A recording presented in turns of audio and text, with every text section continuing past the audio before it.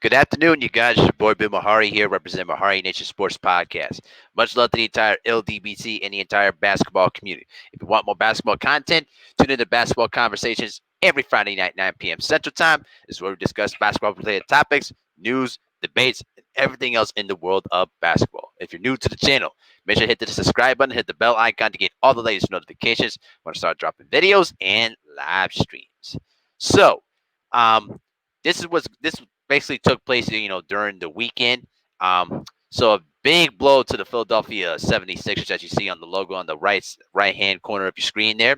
Um, their best player, Ben Simmons, is basically they said it was likely done for the season, but I'm just going all the way. He's just done for the season. Okay. Um, basically, during the weekend, he basically injured his left knee. Um, according to reports, starting with Adrian Wojnarowski of ESPN, he's going to have a loose body removed on his left knee, in the upcoming days. Um, so the Sixers at this moment are going to prepare for a postseason one that's going to come without, Simmons, who is one of the most talented and most versatile weapons in the league. Now, this loose body injury from his left knee was as a result of a left patella subluxation injury that he suffered on Wednesday against the Washington Wizards. Which a subluxation is basically means that the kneecap popped out of place, but it basically returned back to place on its own. So he's gonna have surgery on that knee, you know, and if the Sixers do not make the playoffs, he's not gonna come back, for the postseason because he's going to have to take surgery outside of the Disney campus. And so he's going to probably most likely return back next season. Now, if the Sixers do make the playoff run, there could be some possibilities of him coming back, but most likely he's going to be just going to sit out the remainder of the year and just get ready for and just have himself prepared for next year. Which means now that the Sixers are now going to have to rely heavily on their center, Joel Embiid. And this also means that Al Horford is going to return to his normal power forward position in the Sixers lineup.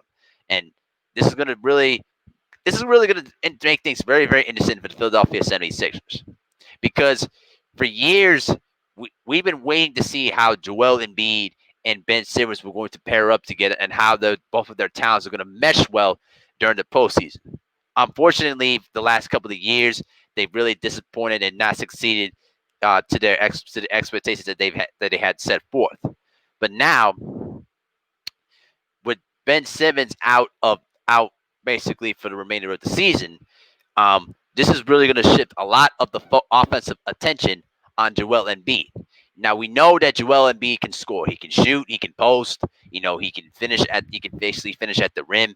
But because of the liability that Ben Simmons has, it basically forces defenses to attract most of the attention on Joel Embiid because Ben Simmons is not a consistent jump shooter. Now, I'm gonna give you guys a little bit of example here, okay? When Rajon Rondo came into the NBA, straight from Kentucky, he had a horrible jump shot.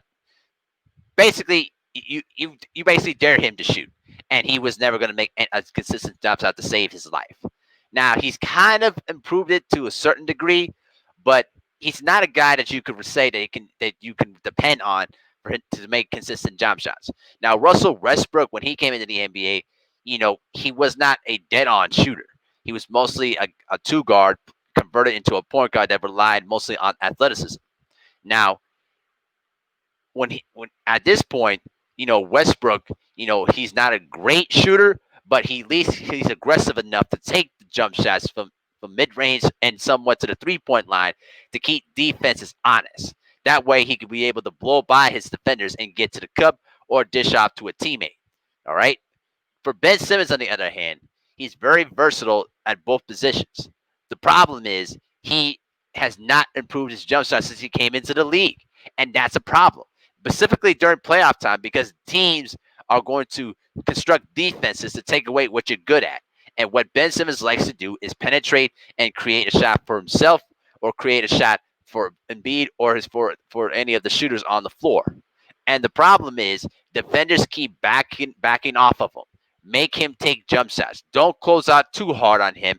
make him take jump shots, make him take tough contested shots because we don't believe that he can make 2 or 3 inch perimeter shots. And his inability to shoot the ball from long range or have a decent jump shot has really limited the Sixers to where they could go. In my opinion, Ben Simmons has become the biggest liability to the Philadelphia 76ers, championship puzzle, which is one of the reasons why you've heard, his name in trade rumors. I've heard, salute the ticket for this. I've heard that he's now in trade rumors to possibly being traded to the Cleveland Cavaliers. Who they will trade for, I don't know, but that's just a rumor. But I wouldn't be surprised if the rumors are becoming more truer because the Sixers have been wanting to figure out a way. How can they figure out a way to trade Ben Simmons and get some good value out of it? Because regardless of his inability to shoot the ball, he's a perennial all-star who can play both small forward and power forward position. Excellent distributor. He can basically, create shots for others and for himself, and he can basically play, man basically can play one-on-one defense, and he's a decent shot blocker. Not a good shot blocker, but a decent shot blocker.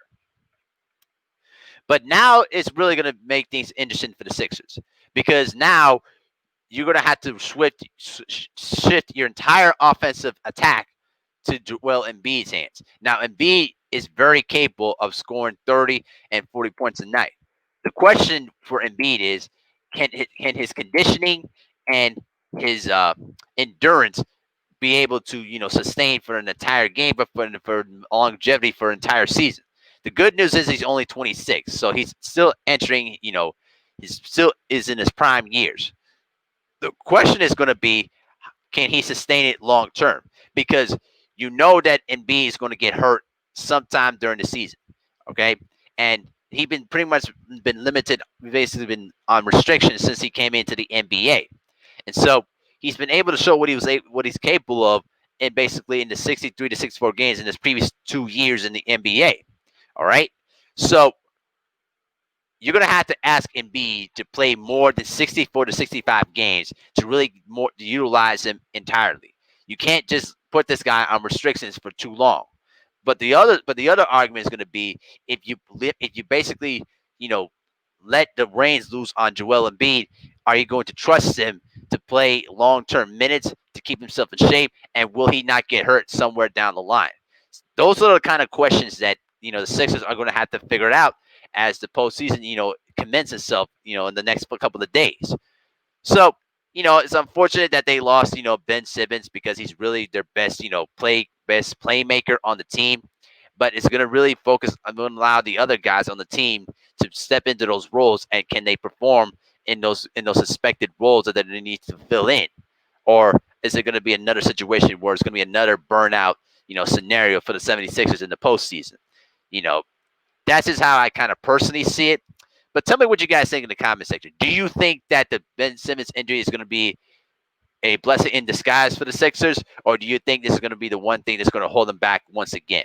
Because as talented as the Sixers are, they should be better than what they've shown the last couple of years. There's no reason why you have two great young players, but you cannot make a conference final. I mean, it's just absolutely ridiculous. But tell me what you guys think in the comment section.